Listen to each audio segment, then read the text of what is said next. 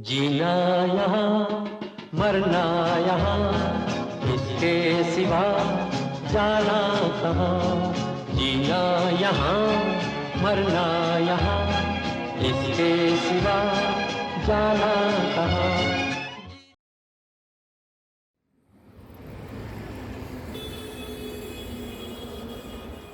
Sometimes life can be unbearable, and the only solution seems to be running away.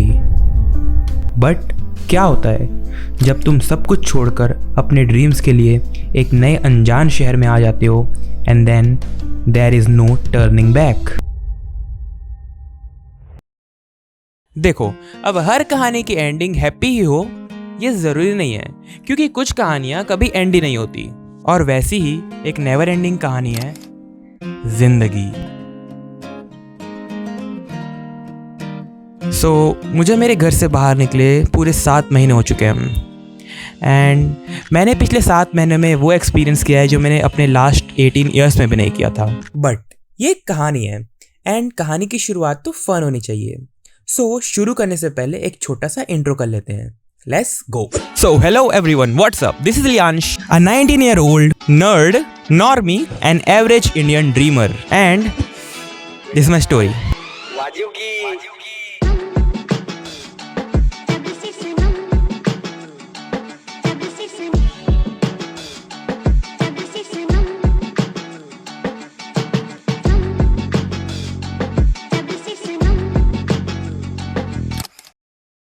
कहानी की शुरुआत होती है क्लास 11th में, where I took science as my subject.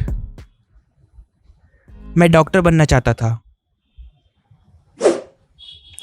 But due to lockdown classes online हो चुकी थी। But online classes तो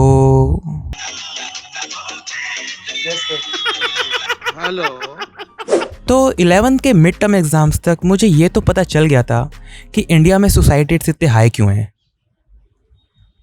तो मैंने एक चीज़ तो डिसाइड कर ली थी कि साइंस तो नहीं करनी, बिल्कुल नहीं। I started searching for other options, and lockdown में हर अगले इंसान की तरह मुझे भी सिर्फ एक ही ऑप्शन मिला, स्टार्टअप। इंडिया में टिकटॉकर बनने के बाद अगली सबसे कोई कूल चीज़ रही है तो वो है एंटरप्रेन्योर। हर अगले बंदे की तरह मुझे भी अब एक स्टार्टअप करना था।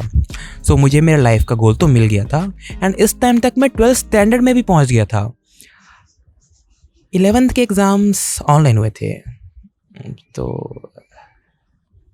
तो गोल डिसाइड करने के बाद अगला स्टेप आता है सर्चिंग फॉर द हेडक्वार्टर / कर्मभूमि। तो अगर तुमने लॉकडाउन में बी आर चोपड़ा की महाभारत देखी है तो उसमें तुम्हें पता होगा कि श्री कृष्ण जी एक कॉन्सेप्ट के बारे में बताते हैं ऑफ जन्मभूमि एंड कर्मभूमि।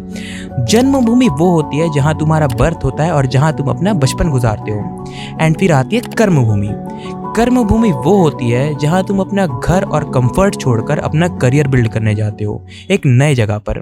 मैंने अपनी कर्मभूमि सेलेक्ट करने के लिए कुछ क्राइटेरियाज बनाए, लाइक वहां के लोग बहुत स्वीट होने चाहिए।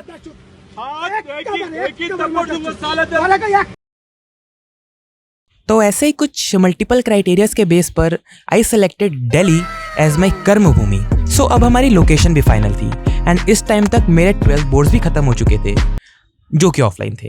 ये सब के बाद मैंने दिल्ली के कुछ यूनिवर्सिटीज़ के एंट्रेंस एग्जाम दिए, and luckily I got into India's one of the most renowned universities, Delhi university.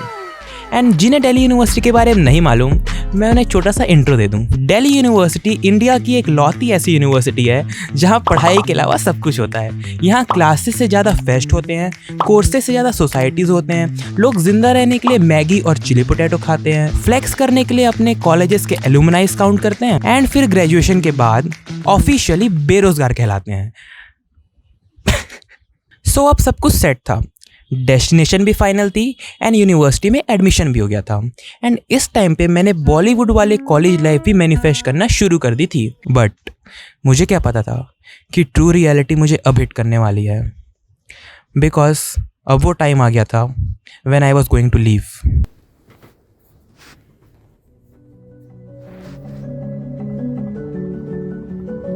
ये सुबह कुछ अलग थी, थोड़ी वियर्ड थी, और इस वियर्डनेस में कॉलेज लाइफ की एक्साइटमेंट कहीं छिप सी गई थी।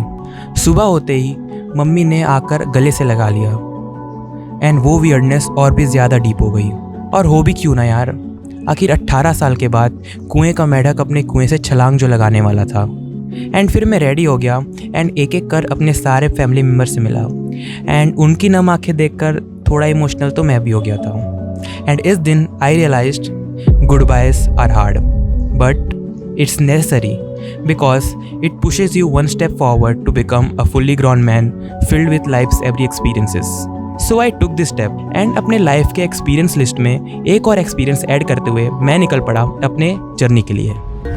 हम चले बहारों में गुनगुनाती राहों में, धड़कने भी तेज है अब क्या करें, वक्त है तो जीने दे, दर्द है तो सीने दे, ख्वाहिशें अनजान है अब क्या करें। सो पूरे 24 आवर्स के बाद हम फाइनली दिल्ली पहुंच गए थे। दिल्ली पहुंचकर यार सब कुछ काफ़ी फास्ट सा हो गया था, शायद ये शहर की डिमांड भी है। बट इन बातों से अनजान मैं तो अपने कॉलेज के फर्स्ट डे के लिए एक्साइटेड था। सो नेक्स्ट डे सुबह होते ही मैं रेडी होकर निकल गया अपने कॉलेज के फर्स्ट डे के लिए। टू बी ऑनेस्ट कॉलेज का फर्स्ट डे काफ़ी बोरिंग सा था। आई मीन ऑब्वियसली दोस्त तो थे नहीं तो क्या ही एक्सपेक्ट करोगे, बट फिर भी मैंने थोड़ी सी ताका झाकी करी एंड फिर मैं वापस आ गया। कॉलेज से वापस आकर मैंने पास ही एक अकोमोडेशन ढूंढ ली एंड फिर वापस से उन्हें नम आंखें और एक वियर्ड सी फीलिंग के साथ मम्मा पापा को भी फाइनली बाय कर दिया। And now I was all alone. घर से 1400 किलोमीटर्स दूर एक अनजान शहर में बिल्कुल अकेला। शायद इसी फ्रीडम की सर्च में मैं यहाँ आया था, बट फिर भी कुछ कमी सी महसूस हो रही थी। It's not what I thought. सब कुछ काफी बोरिंग सा लग रहा था। सो मैं बाहर निकला, कुछ दोस्त बनाए एंड तब मुझे ये पता चला कि मैं अकेला नहीं हूँ। यहाँ तो हज़ारों ऐसे लोग हैं जो अपना घर छोड़कर कुछ करने आए हैं। एंड फिर ये सब जानकर मुझे थोड़ा रिलैक्स फील हुआ। फिर मैंने ट्रैवलिंग स्टार्ट कर दी। मैं नई जगहें एक्सप्लोर करने लगा। अब तो दोस्तों के साथ फन भी होने लगे थे, काफ़ी मज़ा आ रहा था। अब वो फ्रीडम एक रियलिटी थी। देयर वॉज नो रेस्ट्रिक्शंस, ना कोई रोकने वाला था ना ही कोई टोकने वाला। जब जो मन किया कर लिया। जिस fun and restriction less life की इमेजिनेशन में किया करता था अब वो एक रियलिटी थी। So fun continues. घड़त नहीं।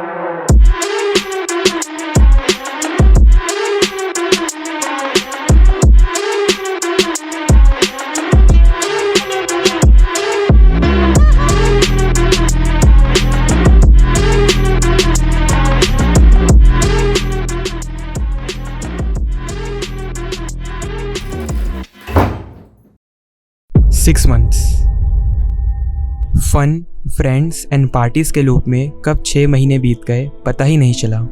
शायद मैं इस फ्रीडम के लिए रेडी नहीं था। अब फ्रीडम उतना एक्साइटिंग भी नहीं रहा था। 18 सालों तक हमें यह बताया जाता है कि हमें कब क्या करना है, कब क्या नहीं करना है, कहाँ जाना है, कहाँ नहीं जाना है, किन से दोस्ती करनी है, किन से दोस्ती नहीं करनी है। सो बेसिकली हमारे लाइफ की रिमोट हमारे पेरेंट्स के हाथों पर होती है। But the moment we step out of our home वो रिमोट हमारे हाथों में आ जाती है एंड हम फिर एज अ न्यूबी अपने नए खिलौने से खेलने लगते हैं। बट एक्सपीरियंस तो है नहीं। सो हम अपने नए खिलौने के एक्साइटमेंट में इतना खो जाते हैं कि हम सब कुछ भूल जाते हैं। हम ये भूल जाते हैं कि हमारे कुछ ड्रीम्स हैं, हमारे कुछ गोल्स हैं। हम ये भूल जाते हैं कि हर अगले दिन के साथ हमारे लव्ड वंस की उम्र भी बढ़ती चली जा रही है। हम डिस्ट्रैक्ट हो जाते हैं। बट ये सारी चीज़ें हम तभी रियलाइज़ करते हैं जब हम इनसे खुद एक्सपीरियंस करते हैं। मुझे घर से बाहर आए पूरे 7 महीने हो चुके हैं एंड इन 7 महीनों में I have realised only one thing, freedom comes with a price. हाँ, बट इसका मतलब ये नहीं है कि हम फन ही ना करें।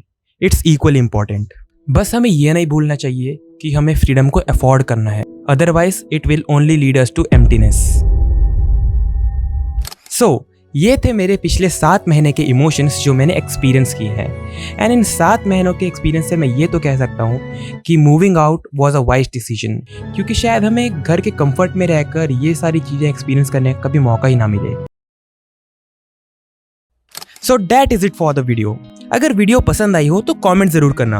अगर आपको लगता है कि इस वीडियो से किसी को वैल्यू मिले तो उसे शेयर जरूर करना। चैनल को सब्सक्राइब कर देना, वीडियो भी लाइक कर देना। मिलते हैं नेक्स्ट वीडियो में, तब तक के लिए गुड बाय। कभी न कभी बदलेगा मौसम और मुझ पे भी होगी खुशियों की बारिश। अब सिर्फ बारिश नहीं होती मेरी ऐसी ही ख्वाहिश। बिना कोई चिक चिक किट किट किट किट मिल जाए मुझे मेरे सारे गिफ्ट्स और पूरी हो जाए झट से मेरी ये विश।